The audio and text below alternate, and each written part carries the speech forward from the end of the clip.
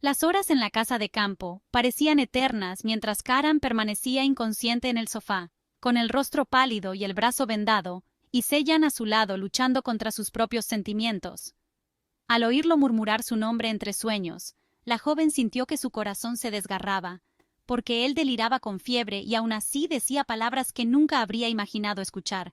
«Ceylan, no me dejes, te amo». Y esas frases la estremecieron tanto que un instante creyó que había cometido el error más grande de su vida, al denunciarlo a la policía y dispararle, pero enseguida intentó convencerse de que eran alucinaciones febriles y no confesiones reales, aunque las lágrimas que le corrían por el rostro la traicionaban. Entre la rabia y la compasión, le pasó un paño húmedo por la frente, susurrando que no podía jugar con su corazón y que jamás olvidaría lo que le hizo a Jacob, pero cuando él le apretó suavemente la mano aún inconsciente y volvió a suplicarle que no lo abandonara, un nudo de contradicciones la dejó sin aliento, incapaz de alejarse por completo de ese hombre al que decía odiar con todas sus fuerzas.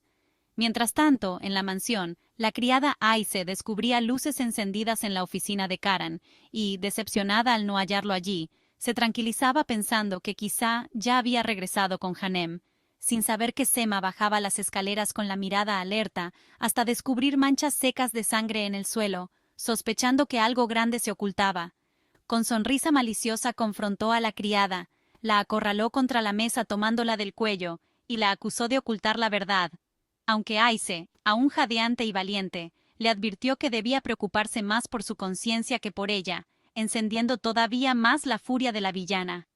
En la casa de campo, al amanecer, Karan despertó sobresaltado al ver a Sellan dormida en el sillón a su lado, y aunque en un primer momento recordó la pesadilla, donde ella le disparaba, también lo asaltó el recuerdo de su primer encuentro con la joven y la inocencia de sus ojos, haciéndole tambalear entre el rencor y la ternura. Sin embargo, cuando ella se acercó preguntando si quería que le preparara desayuno, él contestó con frialdad que no fingiera preocuparse, negándose a aceptar su ayuda pese a la herida abierta, aunque la tensión aumentó cuando llegó un mensaje de Sema anunciando que iría a visitarlo con Kudret, a lo que Karan respondió tajantemente que no era necesario. De regreso en la mansión, Sema se consumía de rabia y sospechas al no obtener respuestas de él, mientras Emir la provocaba insinuando que quizá Karan volvía a acercarse a Sellan, idea que la desquiciaba por completo.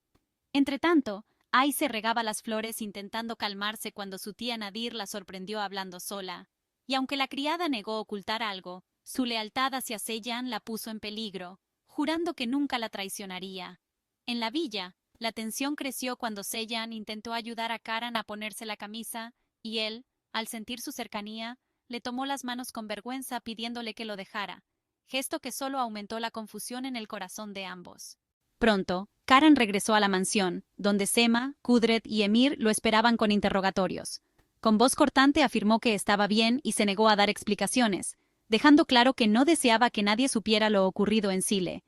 Esa frialdad encendió las sospechas y los rencores de todos, en especial de Kudret, que lo veía enfermo y cada vez más distante. Ya en su habitación, Karan estalló contra Sellan, exigiendo silencio y reprochándole que no intentaba comprenderlo, mientras ella con lágrimas en los ojos le recordaba que también sabía lo que era perder, aunque él insistía en que nunca podría entender lo que significaba ver la sangre de un hermano.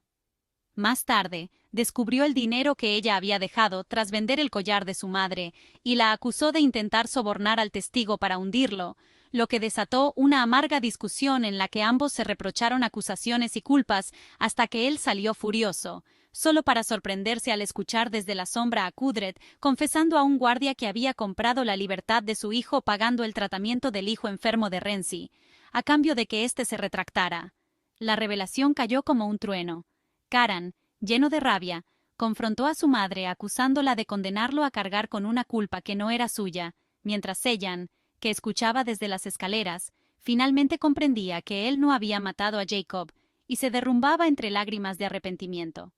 Kudret de rodillas imploraba perdón diciendo que lo había hecho por amor, pero Karan, con el alma desgarrada, afirmó que ahora lo había perdido de otra manera, marchándose decidido y dejando a su madre y a Sellan devastadas.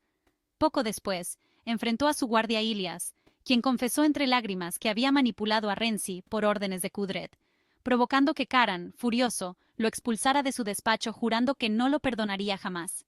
Entretanto, la inocente Alie irrumpía en la habitación abrazando a su tío sin notar su dolor, trayendo un respiro breve pero insuficiente, pues enseguida Sema ató cabos y sospechó que Seyan lo había herido, lo que llevó a Kudret a irrumpir en el cuarto justo cuando Seyan intentaba cambiarle el vendaje a Karan. Con la voz cargada de furia y dolor, la madre exigió una respuesta inmediata. «Shean, dime ahora mismo, ¿le disparaste a mi hijo?» Dejando la tensión en su punto más alto y a todos al borde de una confrontación inevitable, donde verdades enterradas y emociones prohibidas amenazan con destruir o redimir sus destinos. El grito de Kudret resonó en la habitación como un trueno, haciendo que Seyan soltara el vendaje y retrocediera con el rostro desencajado, mientras Karan, aún pálido por la fiebre y el dolor, se incorporaba lentamente en la cama con los ojos encendidos de rabia. «Basta, madre», rugió con la voz ronca. «Si alguien tiene que responder aquí, soy yo, no ella». Pero Seyan, temblando y con lágrimas en los ojos, no pudo callar más y confesó con un hilo de voz. «Sí, yo disparé, yo lo hice, pero lo hice porque estaba cegada, porque creí que era culpable, porque todos me hicieron creer que él era el asesino de Jacob».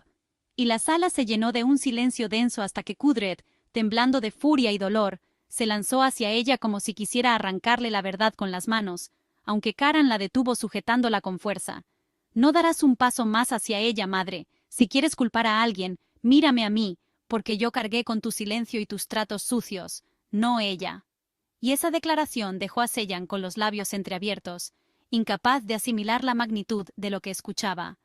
Kudret, con lágrimas ardiendo en sus ojos, suplicaba que entendiera, que todo lo hizo por salvarlo, pero Karan respondió con dureza que lo había condenado a llevar la mancha de un crimen que jamás cometió, y que ahora el precio sería perderlo como hijo. Seyan, con el corazón desgarrado, se arrodilló frente a Karan pidiéndole perdón, asegurando que no podía borrar lo que hizo, pero sí acompañarlo en el infierno que todos habían creado para él, y él la miró largo rato, con el dolor reflejado en cada línea de su rostro, antes de tomarle el rostro con la mano temblorosa y susurrar: «No sé si algún día podré perdonarte, Ceylan, pero sé que ya no quiero perderte». En ese instante la puerta se abrió de golpe, y Sema apareció con una sonrisa venenosa, dispuesta a usar aquella escena como arma para destruirlos. Pero lo que no sabía era que tanto Karan como Seyan ya no estaban dispuestos a permitir que nadie más manejara sus destinos.